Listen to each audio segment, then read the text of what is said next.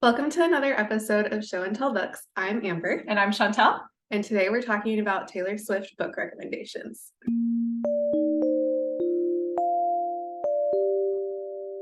I know we always say this, and I promised I'd say that we'd do another intro, but I really am genuinely excited about this. We've been working on this project For months. Yeah, since like Christmas, I'd say, is when we kind of started. First, let me start. We're Taylor Swift fans. We're actually in LA right now, about to go to the Taylor Swift concert. So that's why we decided to film this. But when we found out we were going to Taylor Swift, that's when we started kind of listening to her more. And then also texting each other when we're like, hey, this book I just read actually really reminds me of this song. So that's kind of what started this whole project. Yeah. It's nowhere near complete. There's still a ton of songs that we still don't have book recommendations for yet. And we're being super picky. Like, it has to be the right feel. The lyrics have to match up in some way. Like, when we make this suggestion, we took it very seriously. We're only recommending books that we have read. So there might be another book that fits this song, but if we haven't read it, we're not going to recommend it yet. Yeah. So, I mean, we're just gonna put the plug in now. Drop a comment if you have some song requests. We have a playlist already with some Taylor Swift inspired book recommendations that we also will be adding this video to, and others that are coming in the future. We'll try and get around to your guys' requests. They are taking us a little bit because, again, like we said, if you guys request something and we haven't found a book that matches, then we kind of create a list of books we think will work, but then we have to read those in order to make sure that they actually fit. And again, these book recommendations are our opinions. If you guys don't like the books or don't think they fit, be nice, at least in the comments. Should we get started? Yeah, let's do it. Starting off, we've chosen 3 songs to feature for each of her 10 albums. And we're going to start with Debut with Mary's Song. With this one, we did a little bit of research, and then I finally stumbled across Anne of Green Gables and was just thinking about that while listening to Mary's Song, and it's just so perfect. The like nostalgic aspect, the like childhood romance kind of feel of especially her like debut album, but also this song in particular, it fit. Yeah, there's a bit of an innocence with Debut in particular because it was written when Taylor was young. So most of the novels we're going to feature for this album and Fearless and Speak Now have more of that young adult feel, because so much of her music at that time felt young adult. She was a young adult writing it, obviously. I think part of it also is it was fun doing this project because we also saw the development as both a songwriter, but also like the maturity of her writing. So that's been fun. Is a lot of it is YA at the beginning, which is kind of how a lot of us were when we first started listening to Taylor Swift. And then her songs transition into more adult book recommendations and book topics. So, okay, next we have A Place in the World. Yes, Ramona and Beezus. That's like what I think of with this book. I mean, with this song. We picked To Kill a Mockingbird. And like, obviously that's a classic, and probably almost everyone read it in high school or some kind of form. So we highly recommend actually rereading that book or looking at these lyrics, because it fits really well and kind of like the challenges that Scout is undergoing in that novel and trying to find her place in society and in the world and with all the like different things that are going on. I really feel like Harper Lee did an amazing job of capturing that loss of innocence that Scout is going through, not like how we normally talk about a loss of innocence in the female like maturing, but coming to terms with how the world treats others and how she views her father, Atticus, and coming to know him better as an adult, not just as her father. I'm really glad we get to feature To Kill a Mockingbird because it's such a special book and it has such a special place in my heart in particular. Like, we named our daughter after Harper Lee, and so it's a special one for me, and I'm glad that we're featuring it. That's cute. I did not know that. Yeah. Oh, that's sweet. Then the final song that we picked from Taylor Swift's debut album is I'm Only Me When I'm With You, and we picked the book Along for the Ride, which this is a book that I'm also emotionally attached to for a weird reason because it's one of the first books you recommended to me. That is true. And so it's a story of our friendship in a way of bonding over Taylor Swift and books and Along for the Ride and Hey Stephen or sorry, spoiler alert. Along for the Ride and I'm Only Me When I'm With You kind of ties in our friendship talking about books and Taylor Swift. That's sweet. For me, this one, I really was glad that we found a book for this song because it's just a super cute song. And then Along for the Ride is one of the books I've read the most just because it was like my comfort read growing up. And it just perfectly captures the entire essence of that song. All right, moving on to the next album, Fearless. We're going to start off with Hey Stephen. Love and Gelato. I love Love and Gelato. We've talked about Love and Gelato at least 3 times on our channel. In addition to the actual YouTube video we did specifically for that. Yeah. Right. It's a great young adult romance and about Italy. And I'm being a nerdy like fangirl because it's such a good pairing. Yeah. This one was fun because we read Love and Gelato for book club. And immediately when we were done, I was like, hey, go listen to Hey Stephen. And Amber did. And she's like, yeah, actually that fits perfectly. So it's just fun because it's Italy with, Taylor Swift. So it works. Yeah. Okay. Next we have You Belong With Me. We had to. You have to talk about You Belong With Me. I think this was the first Taylor Swift song I actually ever listened to in school. So it's fitting. We picked People We Meet on Vacation by Emily Henry. You've probably read this book. It was everywhere on booktok, but it fits. It's cute. It's kind of that like high school-y feel. Granted, People We Meet on Vacation starts in college, but that same You Belong With Me aspect is very present in that entire novel. So I thought it did really well. Yeah. Okay. Today Was a Fairy Tale. Perfect song. This was tricky, because there's a lot of books that kind of fit with this. We had tossed around the idea of like The Selection or American Royals, but we'd already picked other songs that super fit those novels. So we ended up going with Tress by Brandon Sanderson. It's his newest novel. I actually just finished it like a couple weeks ago. It's very Rapunzel, but a bad-a kind of character in that too. And it overall fits the plot and the story that Taylor describes in Today Was a Fairy Tale. So like the whimsy aspect is very there, but also in a like empowering female heroine, which I think is very much what Taylor evolves into also in her songwriting. So yeah, definitely. I am so excited to read Tress of the Emerald Sea. And I actually saw like a question and answer video with Brandon Sanderson where he talks about how he was inspired to write Tress of the Emerald Sea. And it was watching Princess Bride with his kids and his wife and wanting to tell a story about a woman who actually takes control of her destiny. And so I'm super excited to read. The backstory of that one is just cute because he also talks about how he wrote it for his wife and how it was like this whole, why did Buttercup let it just all let life pass her by? She didn't do anything. So that's what Tress is for. And it's cute. I highly recommend the book. And I feel like that's such a message that Taylor holds throughout all of her music to some degree. You don't get it in the early albums as much, but as her music writing develops, you start to see more of that focus of ownership and take the chance. Don't let life pass you by. And so I agree. It's a good match. All right, moving on to her, as of today's most recent re-recording. We're going to do Speak Now.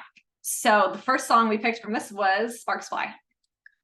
Practice makes perfect. It had to. It's such a good novel. Like Sarah Adams, we really love her. So I think we've talked about every single one of her traditionally published books on the platform now. And I think we've even talked about a few of her like earlier published works. We're Sarah Adams fans. The innocence and the like magic that Taylor talks about in her lyrics for Sparks Fly is very much present as the entire like subplot to Practice Makes Perfect. That and Will is like the best book boyfriend that I've read so far. Yeah. Other than maybe Soulmate Equation and River. But Annie is such a wholesome Yes. female main character, and to have the pairing of Annie with Will is just beautiful chef's kiss. I can't put words to it because Will like is everything you expect from a book boyfriend.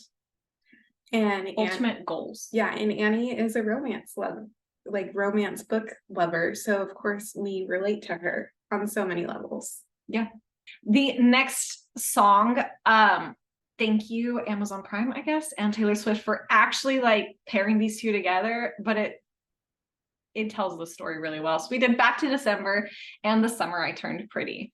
I kind of feel like a cop out on this a little bit because we can't take credit for this pairing, but the Summer I Turned Pretty soundtrack, can we just highlight how beautiful that soundtrack is?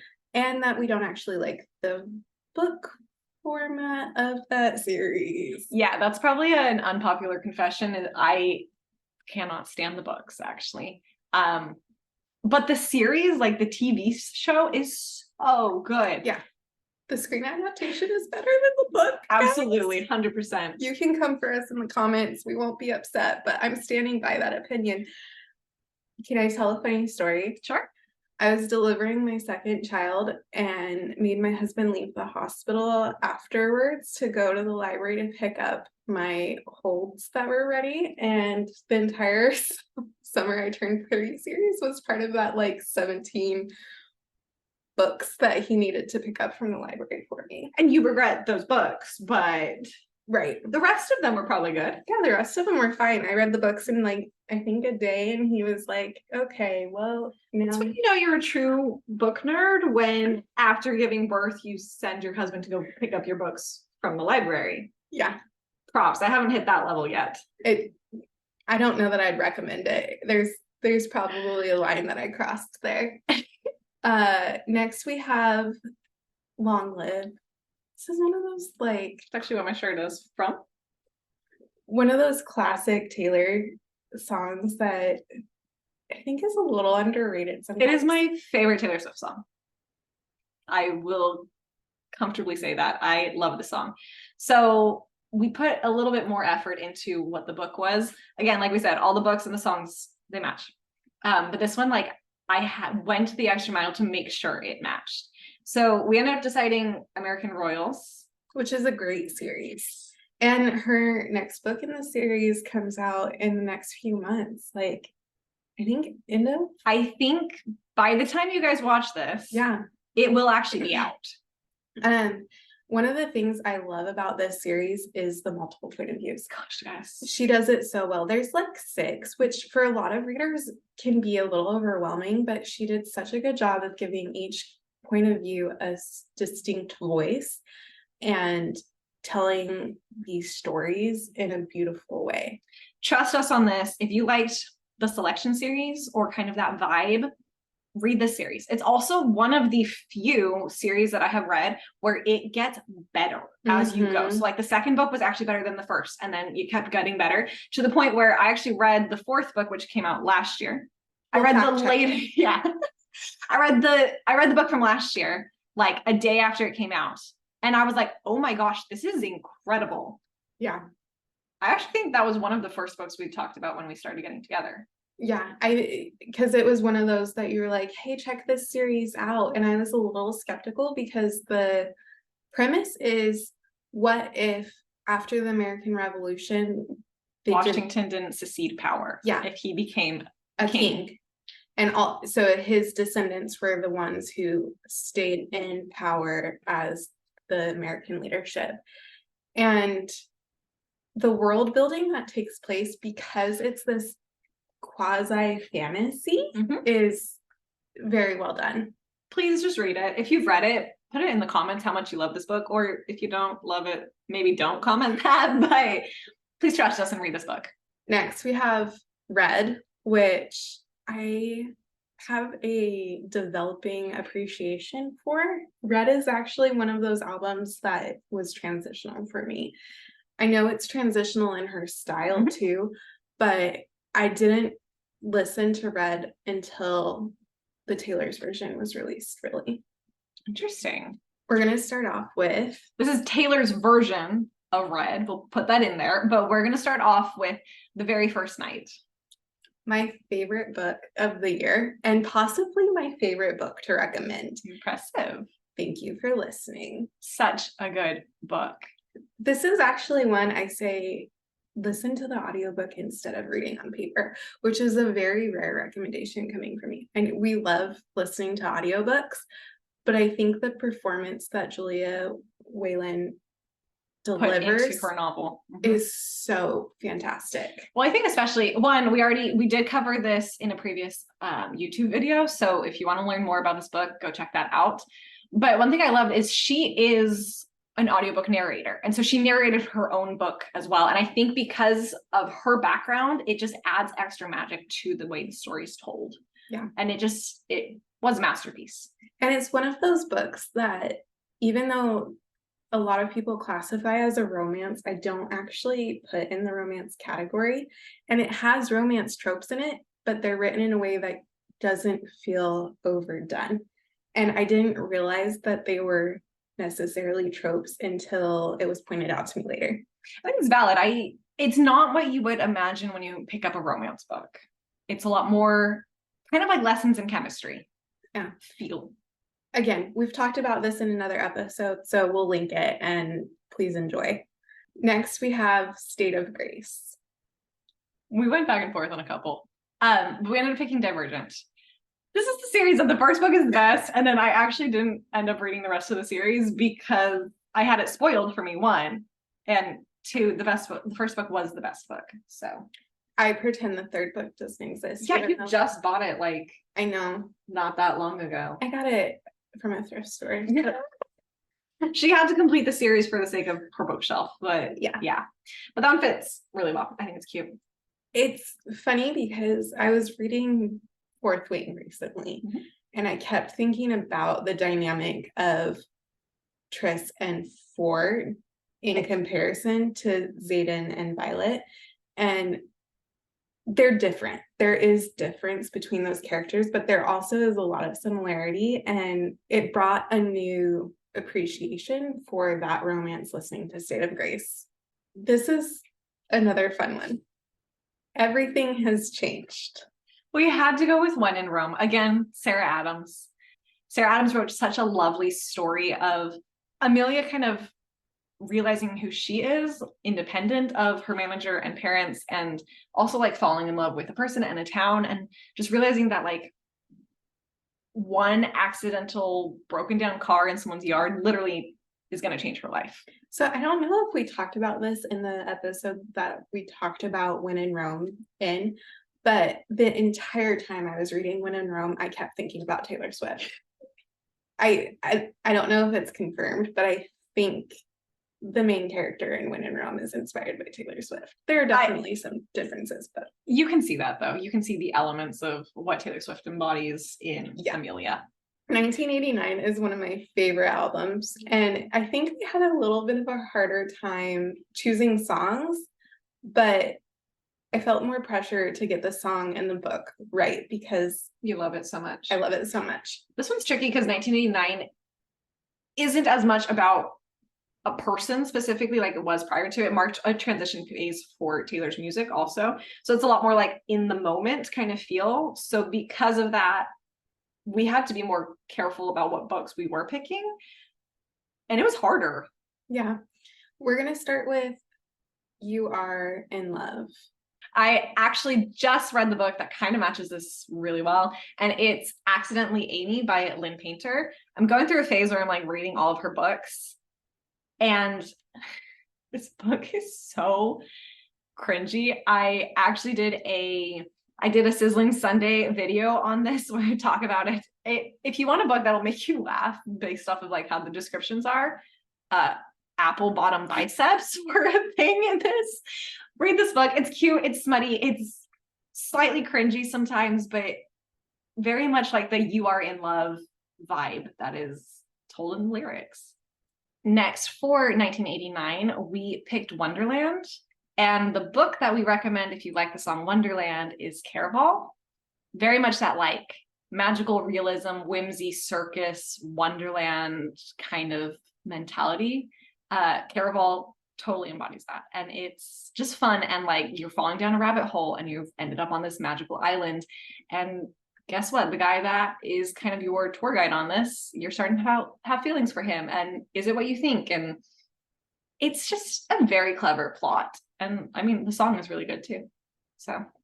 Okay, this next one we have to give a caveat on. So bear with us. We are going to explain our choice. So we chose Out of the Woods, and the book for that was Daisy Jones. Our caveat being it's from Camilla's perspective, because I think Camilla is the unsung hero of Daisy Jones in the Six by Taylor Jenkins Reid. In case you didn't know. Thank you, Amazon. Which we've also talked about in the past. Man, we're just kind of like covering a lot of our previous books, but that's because we do a lot of videos based on books that we have recently read, and they stick in our heads when we do this. Well, and I think that goes to show the staying power of these books. Like if we're still thinking about them months after we've read them, it's for a good reason. Daisy Jones and the Six is one where you see a bit of that unreliable narration and different perspectives influencing how a story is told and trying to identify what the truth is. And I think there's a bit of that in Out of the Woods, especially when you take into consideration Camilla's experience during the unfolding of those events. Yeah. So obviously we didn't get through all of her albums, so we're going to do a part 2. And I think I might be more excited for part 2. This is when you like fully fell in love with Taylor Swift and like. Yes, I will admit that I kind of resisted the Taylor Swift fandom until I lived with one of my roommates who was completely obsessed, and her music grew on me because I was exposed to it basically 24/7. So stay tuned, watch the next video for the rest of her albums. If you have a book request for any of the songs that you like of Taylor Swift, drop it in a comment. Don't forget to like and subscribe, and stay tuned for part 2.